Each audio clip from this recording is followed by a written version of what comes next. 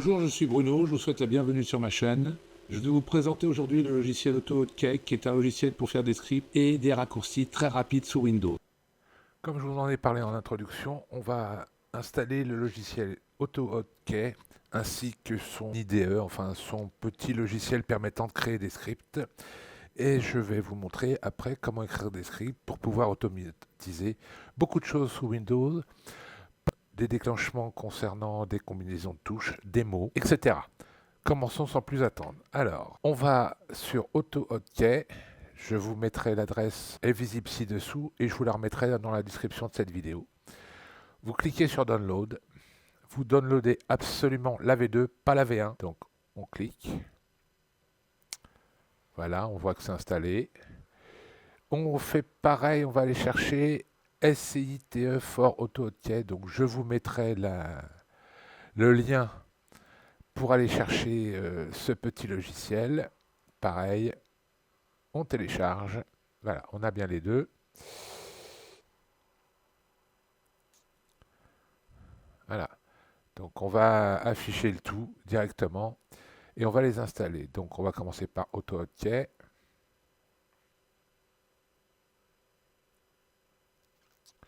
On fait une installation pour tout le monde. On valide. Voilà. On va juste vérifier Editor Setting. Donc là, bien sûr, moi j'ai déjà installé, donc on le refera. Donc on le valide comme ça on est sûr d'éditer avec ce petit logiciel. Et la deuxième chose, voilà, on va configurer, on vérifie que c'est bien une auto-détecte version. Close. On peut fermer. On lance SCI. Voilà, il demande la permission administrateur. On fait un install. On crée le tout. On fait un install. Oui, moi il est en train de... Il est déjà en route. Donc, on va déjà fermer. Voilà. Install. Voilà, c'est super rapide. Ok. La dernière chose, c'est que pour utiliser la V2, il y a une petite astuce à faire. Donc je vais vous la montrer directement avec Visual. J'utilise Visual Studio Code pour tout.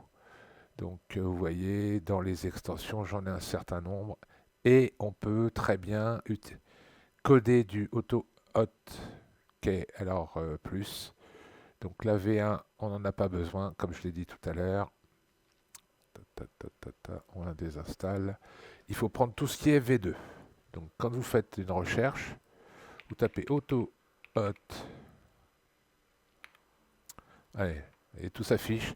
Et donc je vous conseille tout ce qui est barré de ne pas le prendre. Et vous prenez tout ce qui est validé et avec le plus de téléchargement. C'est les plus importantes. Voilà. Donc pour en revenir où on en était, va aller chercher le fichier de propriété suivant. Donc on va dans Program Files, AutoHotKey, SCITE, et on va chercher AHK Properties. Vous ouvrez. Alors vous avez tout un tas de choses, et ici, il faut aller changer, il faut mettre V2 AutoHotKey 64. Voilà.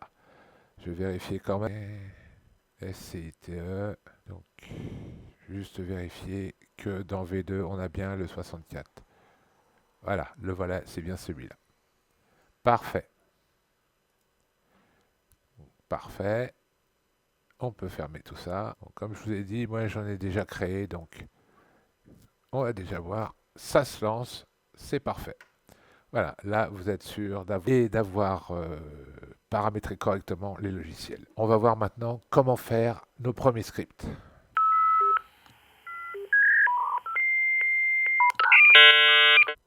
Eh bien nous voilà, on va commencer par faire notre premier script. On doit, comme on est en V2, absolument mettre pour chaque script cette partie-là. Elle doit être affichée automatiquement, ce qui permet que le programme se repère et sache qu'on travaille avec AutoHotKey V2. Donc pour un premier script, donc, on va prendre une message box qui s'affiche et qui nous dit Hello World comme tout bon programme informatique. Donc on va créer d'abord notre raccourci. Les raccourcis sont déclenchés donc par des touches. La symbolisation des touches dans AutoHotkey est la suivante. CTRL le petit chapeau, Alt le point d'exclamation, Shift plus et Win le dièse. Pour mettre des commentaires, on commence avec un point virgule et un espace. Donc si je veux faire par exemple un raccourci pour Win, la touche Win plus N, ça sera dièse N. Si je veux faire un peu plus compliqué, CTRL Alt plus C, admettons, donc ça sera CTRL le petit chapeau, Alt le point d'exclamation et C. Voilà, donc on va commencer comme on a dit, pour faire Hello World, on va faire un raccourci avec un H. Donc on va taper la touche Win, donc le dièse, Alt, le point d'exclamation et H. Voilà, là on a déjà notre raccourci. Maintenant, deux points, message, donc comme on est sur une sorte d'IDE, donc une interface de développement pour ce logiciel, on a accès à la coloration syntaxique et au raccourci. Donc dès qu'on commence à taper une instruction qui ressemble à quelque chose, il nous la sort. Donc message box et hello world. Voilà, comme ça. On enregistre bien sûr, donc fichier enregistré sous, on va le mettre sur le bureau, donc hello world.ahk. Ne pas oublier de mettre ahk à la fin, car elle ne le met pas automatiquement. Donc on voit bien que c'est enregistré. On appuie sur F5 pour lancer le programme, et là on voit qu'il y a une erreur. J'ai oublié un espace, je crois. Voilà. Donc là, on n'a rien en dessous. Donc ça veut dire que notre programme est OK. On voit ici que Hello World est ici. Et ça, c'est le point back en fait, qui s'est lancé. On vérifie encore une fois que c'est bon. Donc là, il me dit en fait que mon script tourne déjà. Donc quand je fais une modification et je leur demande de revérifier, il me dit qu'il y a une ancienne version de mon script qui tourne. Donc je lui dis oui une deuxième fois. Et là, donc, si je fais Win H, voilà, donc la touche Win, la touche Alt et la touche H, voilà, Hello World, là, s'affiche bien. Alors, par contre, si je vais changer mon petit message, je dis par exemple bonjour, tout le monde, et que là, je refais, on a Hello World, on a l'ancien, c'est pour ça qu'il faut toujours, j'enregistre toujours, hein, et je relance. Et là, Win H. Bonjour tout le monde. Donc, maintenant, on peut prendre l'exemple, à chaque fois qu'on est obligé de s'inscrire ou sur un site ou de faire une signature, on doit répéter notre adresse email. Et c'est vrai qu'à force, cela est un peu embêtant. Donc, on peut le faire de la manière suivante. Mais je tiens à attirer l'attention. La suite de lettres que l'on va choisir pour faire ce genre de choses est active dans tous les logiciels. C'est-à-dire que si par exemple, je tape REST, R-E-S-T, ça fonctionnera quand on va avoir restaurant ou reste ou autre. Donc il faut bien choisir. Par exemple, là je vais prendre le cas de l'adresse email du site, donc 80sautomat@gmail.com, afin de pouvoir l'insérer n'importe où. Je vais vous montrer la chose suivante. Alors on prend ces deux points, donc je choisis que ça sera déclenché par la suite de lettres suivante, 80S auto. Deux points, et je tape l'adresse du site, donc 80S automat@gmail.com. Voilà. Là, je fais tout sur le même script, mais on peut créer un script par raccourci ou par groupe de raccourcis si vous préférez. Là, on voit quand on va dans la zone de notification qu'il y a le petit H qui est là avec Hello World dessus. Mais on peut très bien imaginer avoir 3-4 scripts, un pour lancer des applications, un pour des raccourcis clavier pour des abréviations, un autre pour autre chose. On peut très bien imaginer cette fonction-là. Donc pour l'instant, on va tout faire sur le même. Voilà, donc là, j'enregistre à nouveau. Si je tape 80S auto, entrée, Voilà, il me le sort tout de suite. Donc, on va par exemple aller sous Word.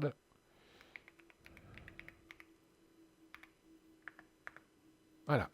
Maintenant, si on peut faire ceci aussi avec une formule de politesse, par exemple, restant à votre écoute. Donc moi, dans ces cas-là, je fais un acronyme, c'est-à-dire que je prends la première lettre de chaque mot. Donc ce qui donnerait dans ce cas-là, restant à votre écoute, deux points, on enregistre, on valide. Ah, et là, on voit qu'il y a une... Ah oui, bah bien sûr, ça, il est en train de dire que c'est pas une action. Donc, hop, on enregistre à nouveau, on valide, on relance, bien sûr.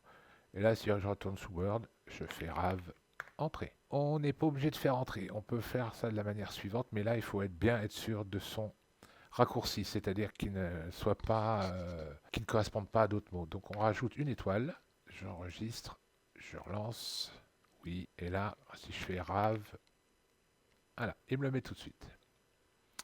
Maintenant, on peut très bien imaginer que l'on veuille mettre numéro de téléphone ou... Alors, on va...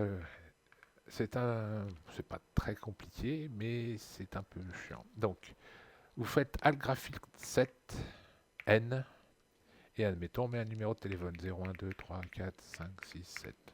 Voilà. J'enregistre, je relance, et on va voir sur Word. Si je le fais là-dedans.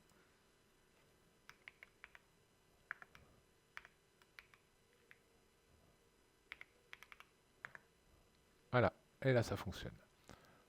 Et bien voilà, ce premier épisode est terminé. Je vous remercie de l'avoir suivi. Abonnez-vous, likez, partagez, parlez-en autour de vous, car c'est comme ça que j'arriverai à faire vivre la chaîne. Voilà, sinon je vous souhaite une bonne semaine, sous la chaleur, bon courage, à bientôt, ciao ciao.